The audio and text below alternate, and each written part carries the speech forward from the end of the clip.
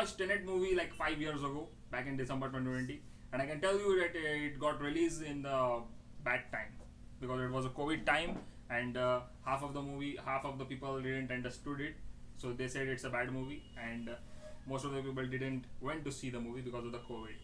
So it's a movie ahead of its time. I'm telling you, those people who didn't understood it back in 5 years later, they are getting it right now, and I really liked it that time, the first time I watched it. But the more I watched it, the more I like it. This movie is designed to be watched two times. The first time you will watch was from protagonist perspective, and the second time you will watch was from the Neil's character perspective. I did not watch this movie lots of time rewatch, but I did watch the main important scene multiple times. Talking about the reverse fight scene, reverse car chase, or reverse red room blue room. That was my favorite scene when I first time watched it. And this amazing music that you have already said. Ludwig Göransson. But the main thing is that the movie is so complicated and intricate movie. But that's the point of the movie. That is it's so much complicated and it's so much that fun. That is the plot of the movie. Yeah. That is the main plot of the movie. That is very. The film in the first like 15 to 20 minutes tells the audience, a character said, don't try to understand it, just feel it. Feel it. And that's what you should go through this movie. You just gotta feel it. Don't try to understand it. That's the point. On the first time, if you will watch it second or third time, you will get it more and you will understood more thing about it. I would like to recommend our audience that we should obviously watch this movie because it has a great visual effects and the great acting. As my friend said, don't understand it, feel it. Feel the acting, feel the visual, feel the movie's plot. And if you have to understand what is going on, because in the history of movie, what has Christopher Nolan has done, no director ever did that. Never. Because the movie has been directed in a reverse way, the reverse genre. One character is moving forward in time and the other character is moving backward in time, and they both fight together. So that's the beauty of the film.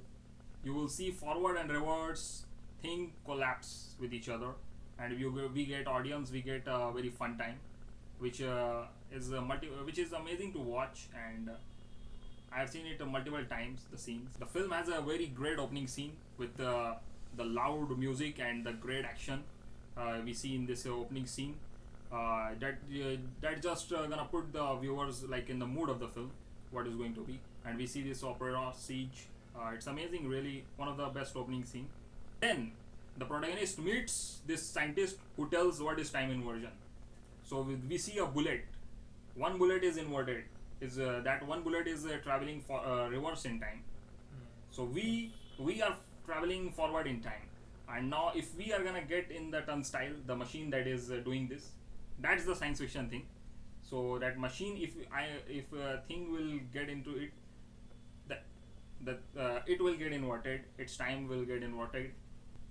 The thing that scientist explains to the protagonist is basically the almost really great things, and she showed with the visuals with reversing the video in the computer. That's a really great explanation I like. Talking about the main two characters of this film, we got Neil and protagonist, and their chemistry was really amazing. Their bond was really amazing, I find it.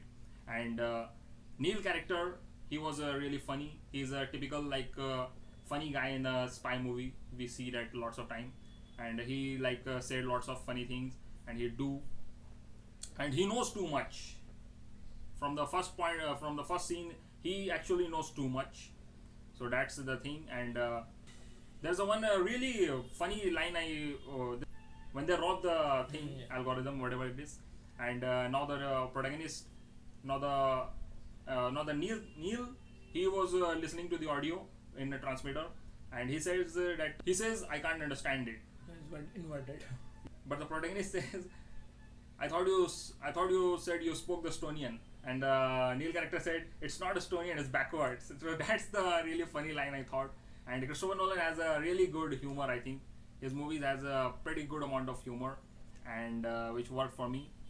And again, the ending scene I really like between the protagonist and the Neil character. The dialogue that happened and the way Neil explained things to protagonist in the like when they were traveling to the Oslo, and so that was really fun to watch. And The movie will keep you enthralled all the way. You will never get bored watching this. yes, That is, I really like the reverse genre of the movie. But we have never watched this kind of movie. I mean, everything has been made and directed in the reverse. If the problem, the problem will lie in the movie is that if whoever, according to the inverse environment, whoever is not accustomed to the inverted world that has been made by the machine will never understand what is going on and will never keep up with the things around himself. But the main protagonist understood all these things and took benefit out of it in order to fight the enemy.